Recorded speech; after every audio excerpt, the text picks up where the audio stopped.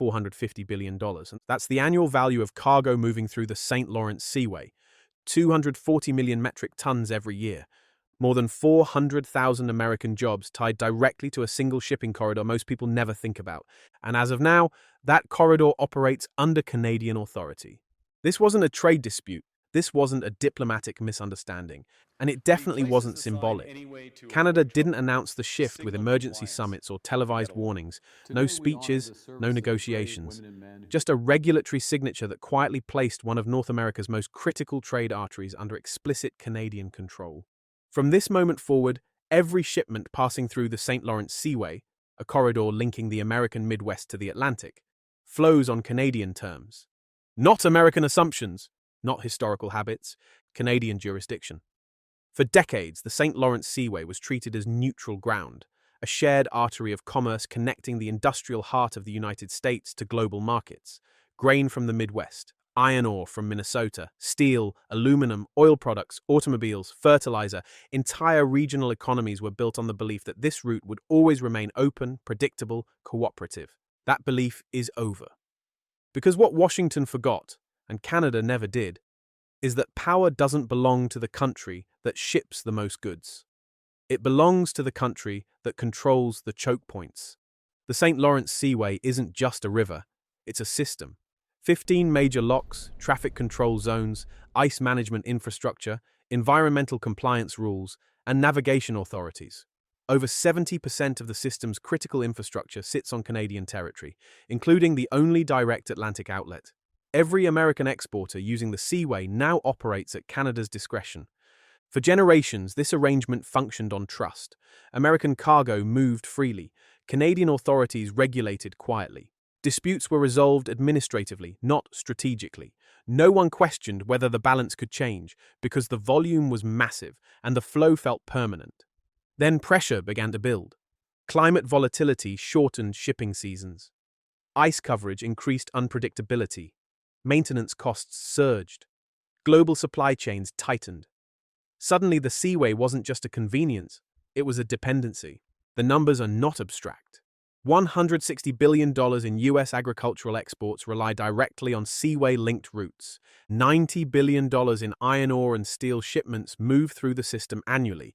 More than 50,000 American jobs depend directly on uninterrupted Seaway operations, with another 350,000 jobs indirectly tied to manufacturing, logistics, and energy. Yet while American dependence increased, Canadian leverage quietly grew. Every lock upgrade required Canadian approval, every environmental threshold was set by Canadian regulators, every seasonal slowdown was managed on Canadian timelines. Washington focused on tariffs and trade wars. Canada focused on infrastructure control. The turning point came when American policymakers began treating access as entitlement. Proposals for preferential throughput, pressure for exemptions, political language framing the Seaway as an American commercial necessity. That language mattered, because the moment Washington framed access as entitlement, Canada reframed it as sovereignty. The regulatory update didn't shut the Seaway down. It didn't block American cargo. It didn't violate treaties. It did something far more effective. It clarified authority. Under the new enforcement framework, Canada can prioritize shipments based on domestic economic stability, infrastructure strain, environmental risk, and national interest. That includes slowing throughput, reordering traffic, or restricting categories of cargo during high-risk periods. Not arbitrarily, not aggressively, legally. This is where Washington's miscalculation becomes clear. Trade leverage assumes substitutes. If tariffs rise, supply chains adjust. If ports close, cargo reroutes. But choke points don't work that way. There is no alternative to the St. Lawrence Seaway for bulk cargo from the American Midwest at scale. Rail capacity cannot absorb the volume. Trucking is economically impossible. Gulf ports add weeks and billions in costs. Atlantic alternatives don't exist. A 10% Seaway slowdown increases U.S. shipping costs by an estimated $7 to $9 billion annually. A 30% reduction in throughput renders multiple Midwest steel and grain operations unprofitable within a single season. And Canada controls the pace. This isn't theoretical leverage. During past maintenance disruptions, US grain prices spiked 11%. Steel delivery timelines stretched beyond 6 weeks, and insurance premiums for seaway cargo rose over 20%. Those were accidental constraints. This is now structured authority. The United States has no coercive response. You can't tariff a lock. You can't sanction a canal. You can't force open infrastructure on Allied territory without consequences far worse than any trade loss. Military force is impossible.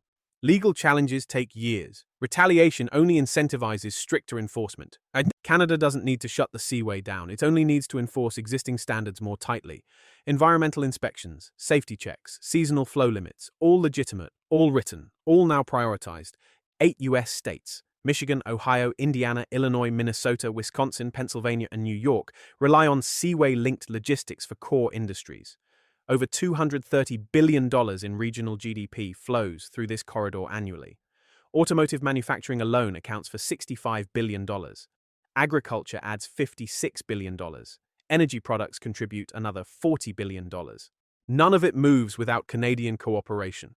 Washington assumed agriculture was Canada's vulnerability. Tariffs on wheat, canola, aluminum, pressure on dairy. The expectation was political pain would force concessions. Instead, Canada clarified control over something irreplaceable. Unlike food, you cannot stockpile shipping access. Unlike energy, you cannot reroute geography. Unlike trade agreements, you cannot renegotiate physical control. Every American exporter now operates knowing that access continues only as long as Canada chooses cooperation. This is what real leverage looks like. Quiet, structural, unavoidable. The seaway remains open. Cargo is still moving, but the psychological shift is permanent. Every delay means something now. Every inspection carries weight. Every regulatory notice signals possibility. The corridor isn't locked, but the keys are visible. And for the first time, American industry understands that access to the Atlantic isn't guaranteed by volume, treaties, or tradition. Only by Canadian discretion. That's the difference between influence and control.